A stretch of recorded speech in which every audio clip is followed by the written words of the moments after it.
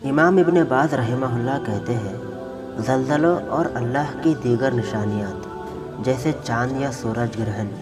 तूफ़ान और सैलाब वगैरह के वक्त इंसान पर वाजिब है कि वह अल्लाह ताला से तौबा गिरिया वज़ारी करे और अल्लाह से आफ़ियत का सवाल करे और बकसरत अल्लाह ताला का ज़िक्र और इस्तिग़फ़ार करे। जैसे कि अल्लाह के नबी सल्लल्लाहु अलैहि वसल्लम ने चाँद या सूरज ग्रहण के वक्त कहा था कि जब तुम चाँद या सूरज ग्रहण देखो तो अल्लाह ताला के ज़िक्र की तरफ, इससे तौबा की तरफ और इस्तिग़फ़ार करने में जल्दी करो। इमाम इब्न बाज़